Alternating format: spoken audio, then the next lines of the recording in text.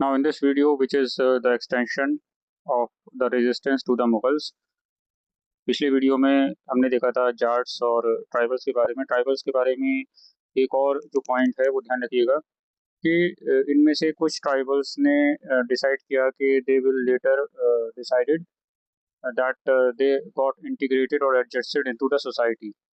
तो वो जो भी उनके आसपास किंगडम या एम्पायर थे उसी के तौर तरीके उन्होंने अपना लिए।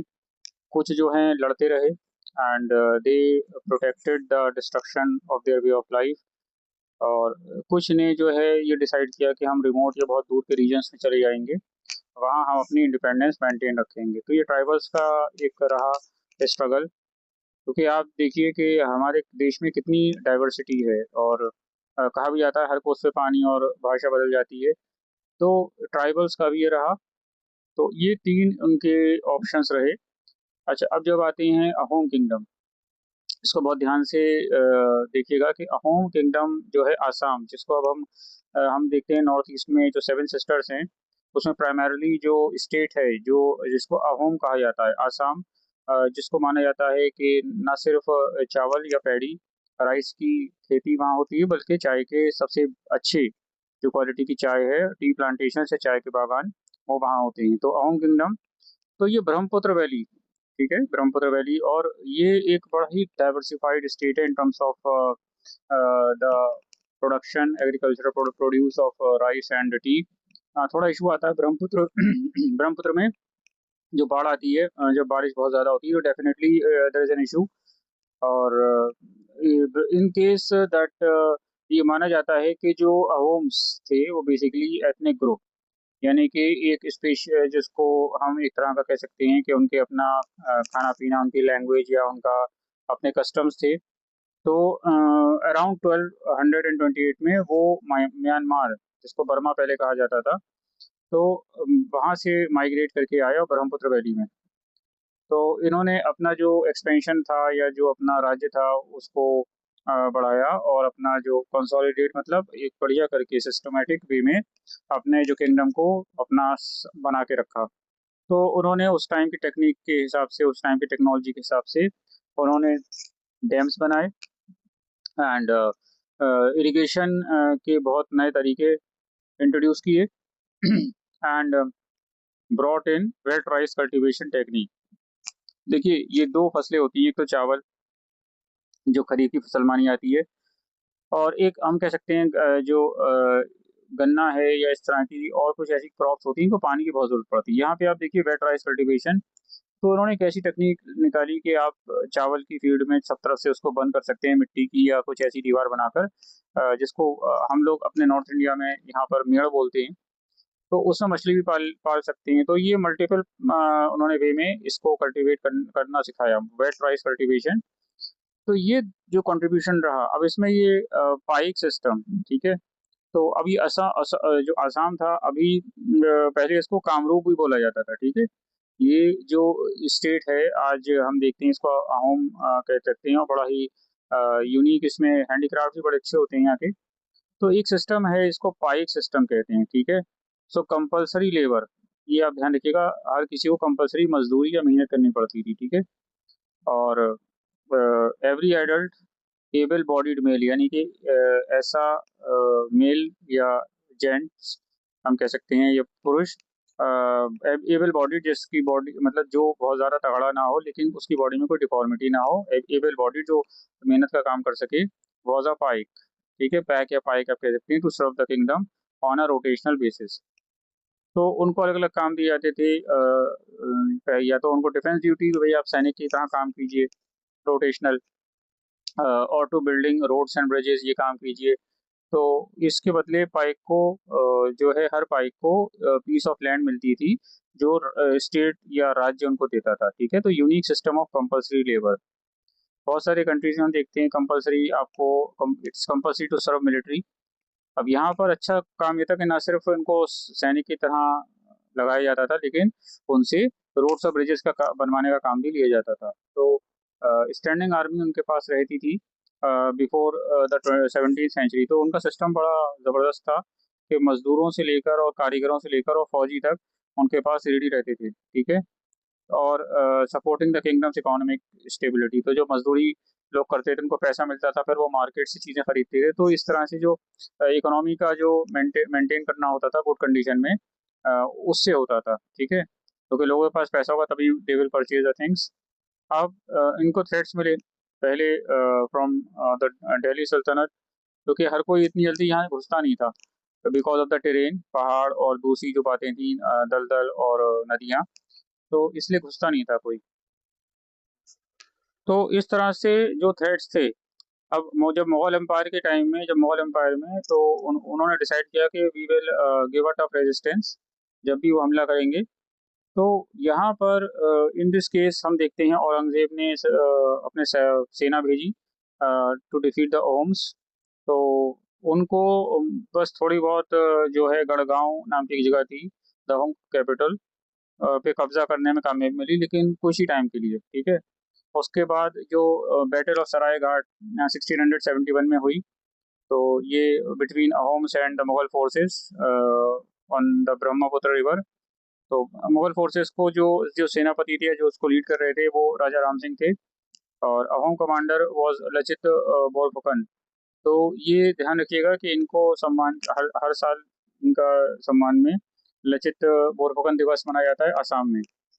तो ये एक नाम है जो जाना जाता है उस टाइम अपने एक्सपीरियंस के लिए। He was a very good military strategist, यानी कि किस तरह से हमें अपने दुश्मन को हराना है, कौन कौन सी हमें टेक्निक, जैसे आपने बाहुबली देखी होगी, तो अलग अलग उन्होंने टेक्निक्स अपनाई थी जो काले के की सेना थी।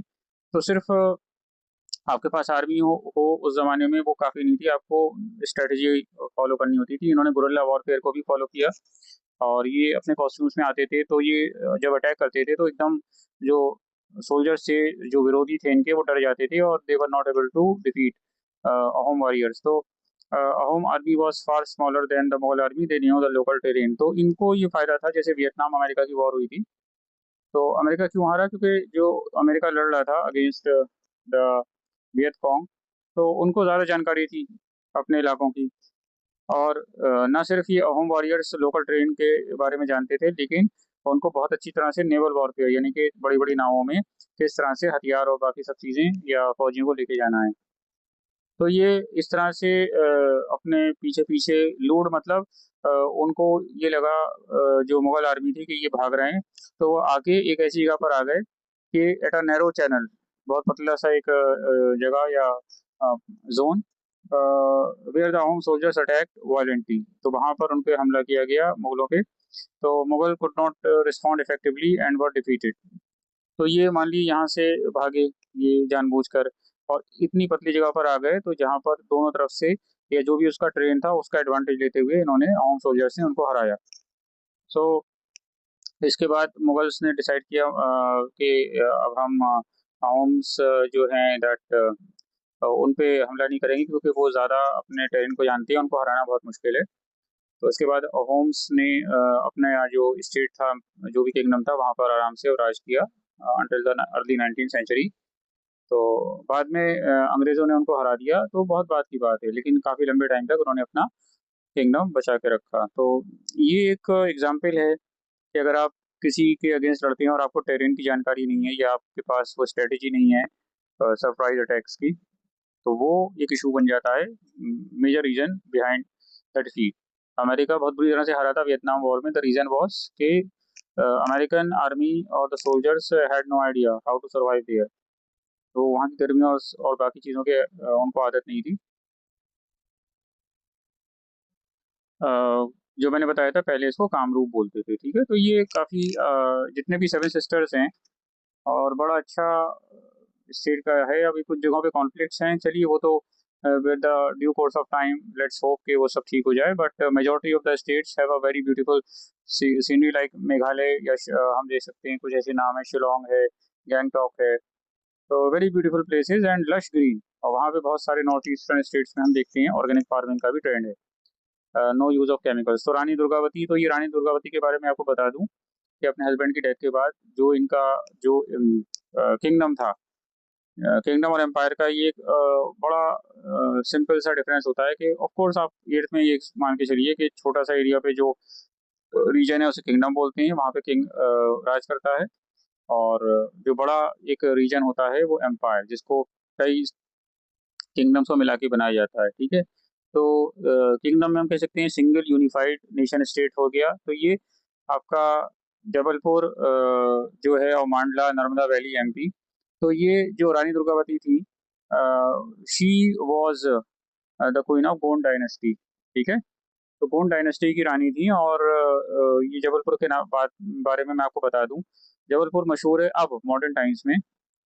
जो मिलिट्री के लिए जो भी ट्रक्स और ये व्हीकल्स बनते हैं वहाँ पर, बहुत पहले एक जीप आती थी जोंगा। तो ये बहुत क्रेज होता था लोगों में इसको खरीदने का, जब ऑक्शन होता था बाद में। तो इसका फुल फॉर्म है Jabalpur ordnance and gun carriage assembly.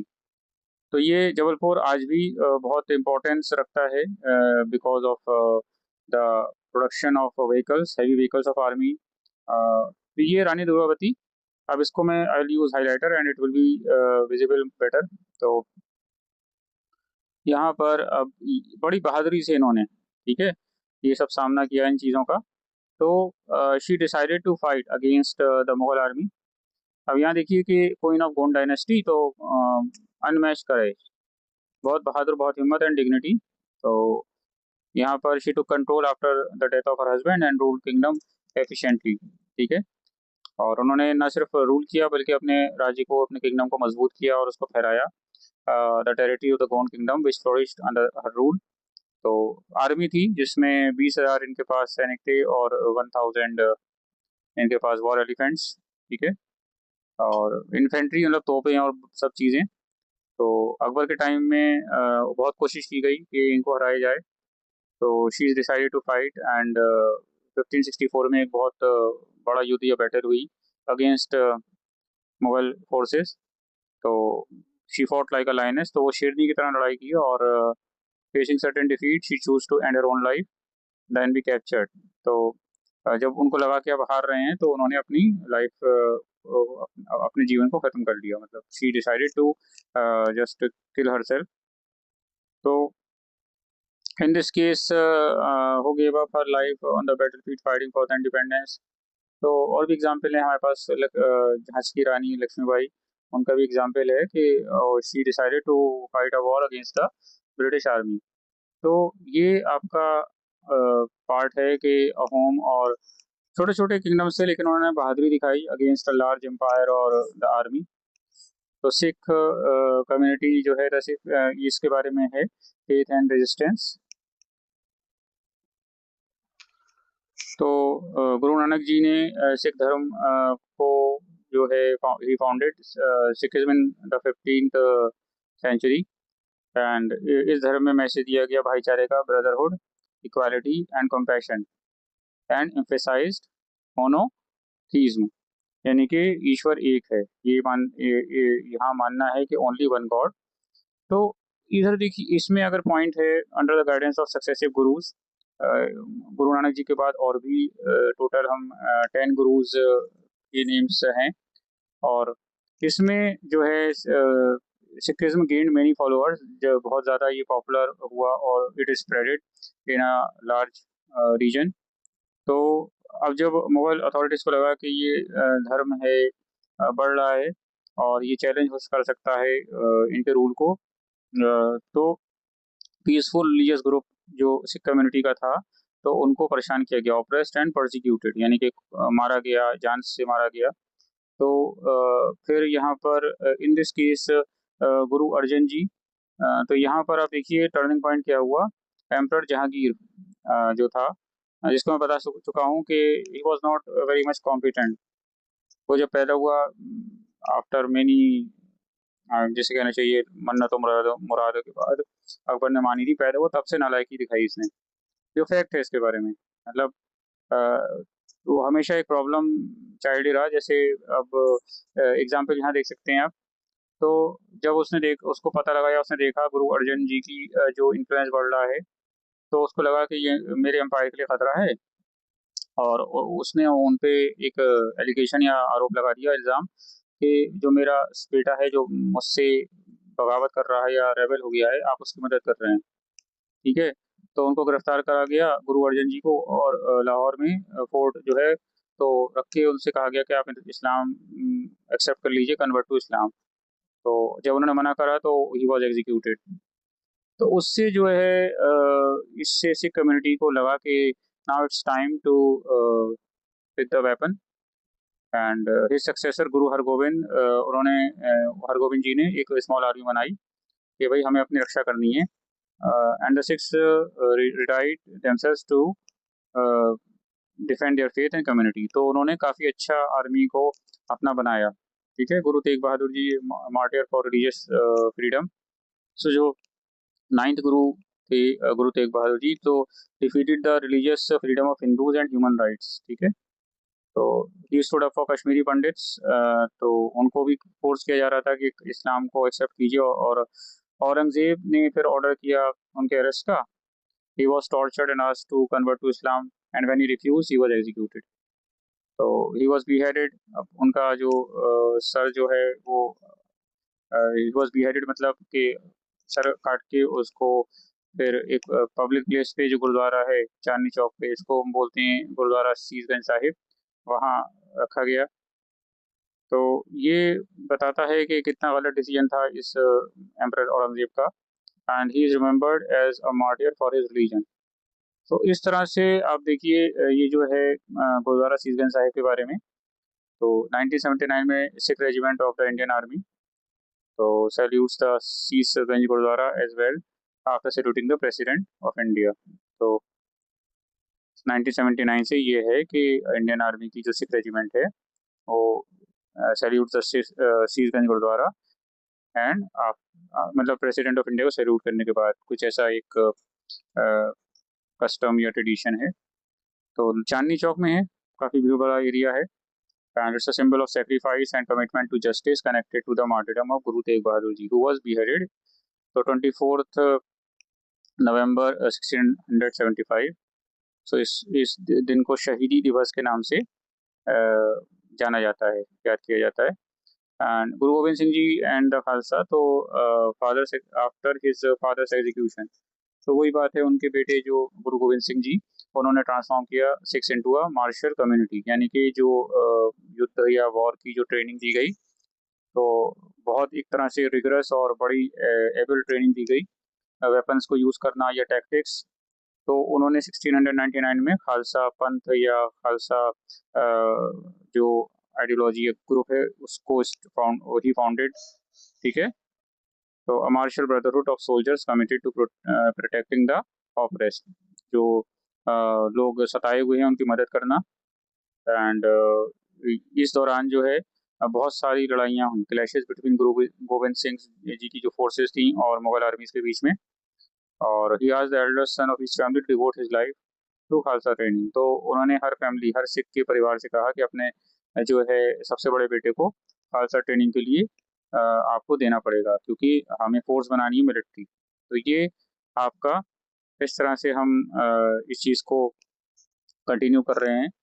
फिर the Guru Granth Sahib is a secret text, पवित्र ग्रंथ जिसको हम कहते हैं, तो was first compiled by Guru Arjan Dev Ji, the fifth Sikh Guru, and the last version was the hard work of Guru Gobind Singh, who added the hymns of his father Guru Tegh Bahadur Ji। तो इस तरह से ये पढ़ लीजिएगा along with a couplet of his own। ठीक है, तो it consists of around 6,000 verses containing songs and hymns of many saints, sages and bards। And Guru Gobind Singh Ji declared that after him the Guru Granth Sahib would be the next permanent Guru। तो ये सब जो points हैं, इसका चाहे तो आप आपकी बुक में भी दिया होगा, ऐसा नहीं है। तो ये सब जानकारी इसलिए है कि हर टाइम, हर पीरियड में सेक्रीफाइस ही सबसे इम्पोर्टेंट रहा। लोगों ने सेक्रीफाइस दिया अपने एम्पायर को, अपने किंगडम को या अपनी कम्युनिटी को बचाने के लिए। तो मुगल एम्पायर फिर 18वीं सेंचुरी में कमज़ोर पड़ने लगा, and Sikhs rose as a political power, इनकी ताकत बहुत बढ़ गई। आपने सुना ही होगा रंजीत सिंह जी, महाराजा रंजीत सिंह जी, जिनकी राजधानी लाहौर थी, वो काफ़ी बड़ा एम्पायर था।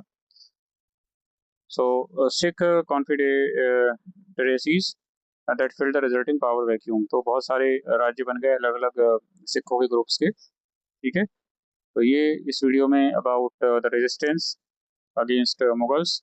अब जो अपकमिंग वीडियो, बिकॉज चैप्टर काफ़ी लंबा है, इसमें अगर हम एनालाइज करें तो इसके बाद राजपूत, देन राजपूतों के बाद administration in the medieval period, और ये सारी बातें, आर्किटेक्चर, लाइफ जो थी उस ज़माने में लोगों की, वो सब। ठीक है, so please don't forget to like, share and subscribe and share my videos with your friends. Thank you very much. Have a nice day.